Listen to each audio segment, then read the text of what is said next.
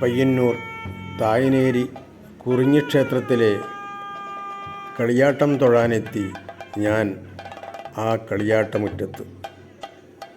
നാടിൻ്റെ പരദേവതയായ തങ്ങളുടെ മടിയിൽ ചാമുണ്ടിയെ കാണാൻ ഒഴുകിയെത്തി ഭക്തജനങ്ങൾ കുറിഞ്ഞിയിൽ.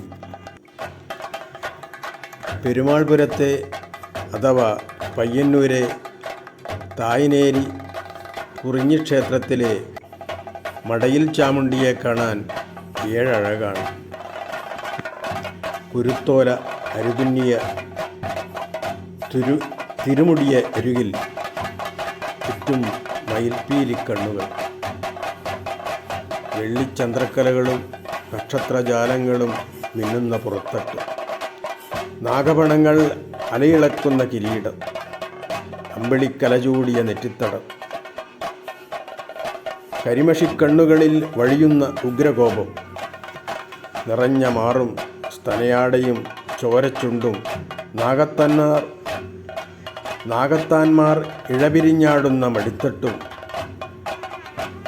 ചെമ്പട്ട് ഞെറിഞ്ഞെടുത്ത് വെള്ളോട്ട് ചിലമ്പിട്ട് നാന്തകം കയ്യിലേന്തി ചെണ്ടയുടെ വലന്തല താളത്തിനൊത്തുറഞ്ഞാടുന്ന പാതാളഭൈരവിയായ മടിയിച്ചാമുണ്ടിയുടെ ഉറഞ്ഞാട്ടം ഏതൊരു ഭക്തൻ്റെയും മനസ്സിൽ സംഭ്രമം ജനിപ്പിക്കും. ഈ തെയ്യത്തിൻ്റെ ഉത്ഭവവുമായി ബന്ധപ്പെട്ടൊരു കഥയുണ്ട്. സ്ത്രീയിൽ നിന്ന് മാത്രമേ മരണമുണ്ടാകൂ എന്ന് ബ്രഹ്മദേവനിൽ നിന്ന് വരം നേടിയ ശുംഭനിശുംഭന്മാർ 3 ലോകത്തിനും അധിപന്മാരായി. വരബലത്താൽ ഉന്മത്തരായ ഇവരുടെ ശല്യം സഹിക്കാതെ ദേവകൾ ശ്രീ പാർവതിയെ ശരണം പ്രാപിച്ചു. ഇതറിഞ്ഞ് തന്നെ പിടികൂടാൻ വന്ന ധൂമ്രാക്ഷനെ ദേവി ഒരു ഹൂങ്കാരം കൊണ്ട് ചാമ്പലാക്കി.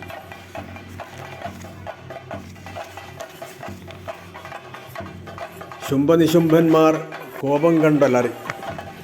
വീരശൂരന്മാരായ ചണ്ടമുണ്ടന്മാരെ ദേവിയെ പിടിച്ചു കെട്ടിക്കൊണ്ടുവരാൻ നിയോഗിച്ചു.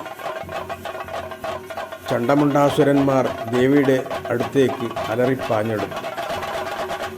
കോപം കൊണ്ട് വിറച്ച ദേവിയുടെ തിരുനെറ്റിയിൽ നിന്നും ഉത്ഭവിച്ച കാളി ചണ്ടമുണ്ടാസുരന്മാരുമായി ഏറ്റുമുട്ടി.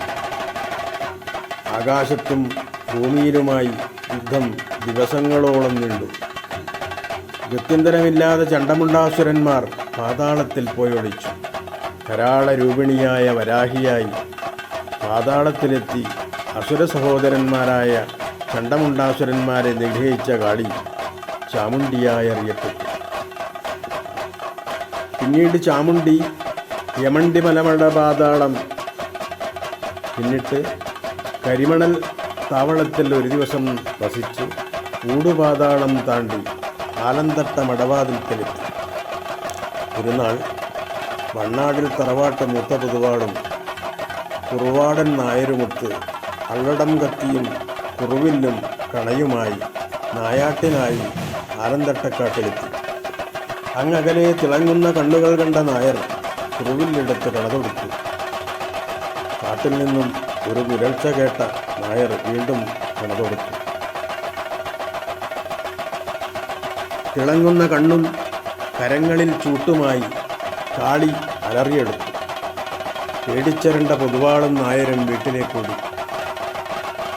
അവരെ പാതാളഭൈരവി പിന്തുടർന്നു.